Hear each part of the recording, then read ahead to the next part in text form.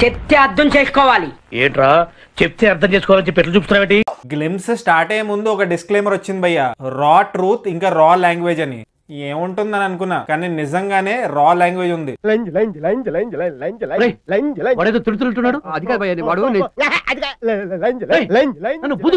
అసలు నాని గారి ఫిల్మోగ్రఫీ, నాని గారి ట్రాన్స్ఫర్మేషన్, నాని గారి చేంజ్ ఓవర్ చూస్తుంటే నాకు ఒకటే అనిపిస్తుంది,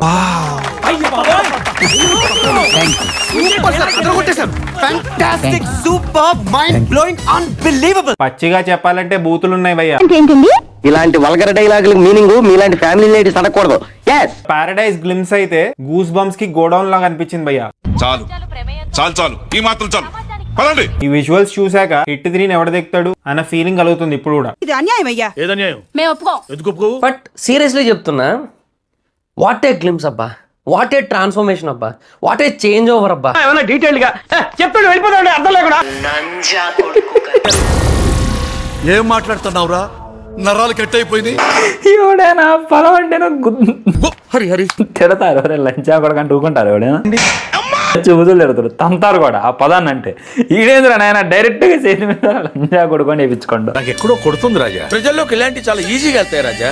అర్థాన్ని డైరెక్ట్ గా చేతి మీద యాడ్ చేయించుకోండి అంటే నిజంగా డేరింగ్ కి సలాం. బాబా చిట్టుబాబుకి రిస్క్ తీసుకోవడం రస్క్ తినడంతో సమానం. నిన్ను టార్చర్ పెట్టేది నేనే అనుకుంటా. నాకు నీ దగ్గర నుంచి మాస్ మాస్ మాస్ మాస్ అని. ఏం వాడకవయ్యా? అబ్బో బాగా వాడుతున్నావు కదా. ప్లీజ్ ఇంకా నువ్వు మాస్ సినిమాలే చెయ్యన్నా. నేను ఉండగా నీకు ఎందుకు భయం? అబ్బా యాక్టింగ్ అనేది ఒక సముద్రం లాంటి, అందులో నేను ఒక బకెట్ తెచ్చా, నీకు గ్లాస్ ఇస్తాను, తాగి పడుకో. Disclaimer notice your honour. నీ సెన్సార్ కార్డు పక్కన పెట్టా, కేసు చూడవయ్యా. చరిత్రలో అందరూ చిలకలు పావురాల గురించి రాసేచు కానీ నువ్వు ఎంత గింజుకున్నా నా దందా స్టైల్ ఇంతే. గదే జాతిలో పుట్టిన కాకుల గురించి భయంగా రాయలే. ఇతనే చిట్టిబాబు, ఎప్పుడు కొత్తగా మాట్లాడతాడు. తిండికి మెరి ఇది కడుపు మండిన కాకుల కథ. కడుపు తంతే కలిసి రాదంతే. జమానాకెళ్ళి నడిచే శవాల కథ. అదోడికి ధనవంతుడికి తేడా ఏంటి సురేష్? చాలా సింపుల్ రమేష్. రోడ్డు మీద డాగు లాగా తిరిగితే వాడు పేదవాడు, డాగుతో తిరిగితే వాడు ధనవంతుడు. రక్తం పోసి పెంచిన ఒక జాతి కథ. ఏంటన్నా ఇది టమాటా చట్నీ మొహానికి రాసుకున్నారు? ఏంట్రా టమాటా చట్నీ మొహానికి రాసుకున్నారు ఏంటని అడిగాను.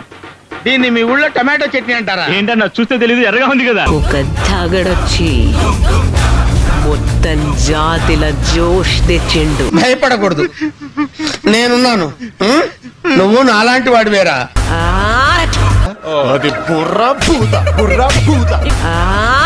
నువ్వు కూడా అలాగే అనుకున్నావా లేదా?